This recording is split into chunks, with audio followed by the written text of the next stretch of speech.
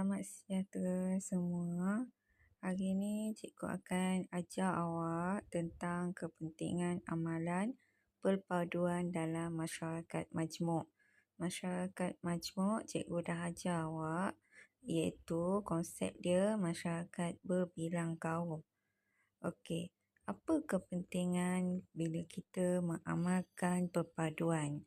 Yang pertama, kita boleh meningkatkan keyakinan pelabur asing. Okey, bagaimana dia boleh meningkatkan keyakinan pelabur asing?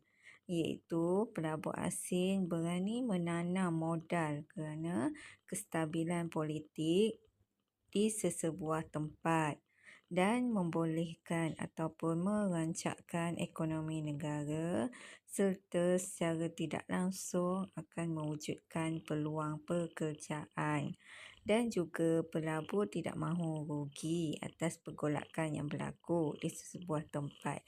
Jika pelabur melihat sesebuah negara itu berlaku pergolakan, dia takkan ambil risiko untuk melabur. Okey, itu yang pertama. Yang kedua, rakyat menikmati pelbagai kemudahan, iaitu apa dia?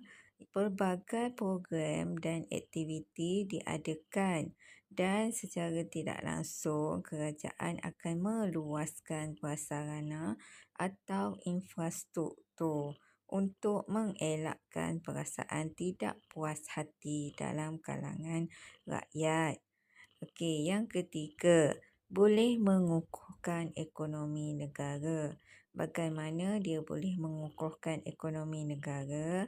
Boleh menarik minat pelancong asing untuk mengenali budaya masyarakat dan berkongsi ilmu dalam membangunkan negara. Bila negara kita ekonomi dia kukuh, dia boleh menarik minat pelancong dan juga pelancong boleh mengenali budaya masyarakat serta boleh berkongsi ilmu dalam kalangan masyarakat kita. Itu yang ketiga. Yang keempat, rakyat hidup dalam suasana yang harmoni dan aman. Okey, bila kita lihat sekiranya masyarakat berpecah, negara akan menjadi mundur ataupun tidak maju.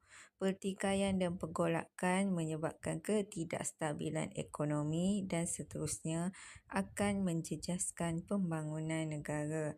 Bila pembangunan negara ni terjejas, secara tidak langsung rakyat akan berpecah belah sebabnya dia tidak dapat peluang pekerjaan. Bila tidak ada pekerjaan, kebarangkalian untuk dia melakukan perkara-perkara yang negatif amat besar. Masyarakat perlu menjadi penggerak utama dalam memupuk perpaduan untuk mencapai usaha ke arah status negara maju. Okey, status negara maju yang ingin dicapai oleh Malaysia. Sekarang ni Malaysia masih lagi negara membangun. Itu yang keempat. Yang kelima, dapat mengekalkan kedaulatan dan keselamatan negara. Kejadian 13 Mei 1969 banyak mengajar kita supaya menjadikan perpaduan kaum sebagai keutamaan. Biarlah 13 Mei itu tercatat dalam sejarah pahit di negara kita. Jangan diulang kembali. Perpaduan kaum dapat dikukuhkan jika perasaan prejudis dapat dihapuskan. Okey, itu adalah untuk kebaikan. Dan untuk itu soalan pengukuhan. Untuk setengah jam ni, okey, pelajar akan buat soalan pengukuhan. Yang pertama, apakah kesan kemasukan pelabur asing terhadap penduduk setempat? Okey, bila pelajar tengok kesan kemasukan pelabur asing, bila pelabur asing tu datang ke Malaysia, apakah kesan terhadap penduduk setempat? Okey, tengok ya, kepada penduduk setempat.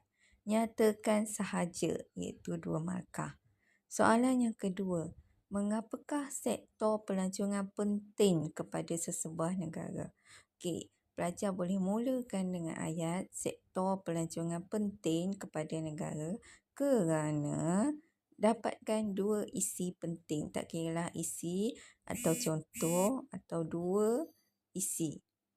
Okey, yang ketiga, bagaimanakah usaha untuk membentuk masyarakat yang harmoni di sesebuah kawasan kediaman? Bagaimana? Okey, usaha untuk membentuk masyarakat yang harmoni di kawasan kediaman ialah tulislah dalam 3 isi. Okey ya, kelas.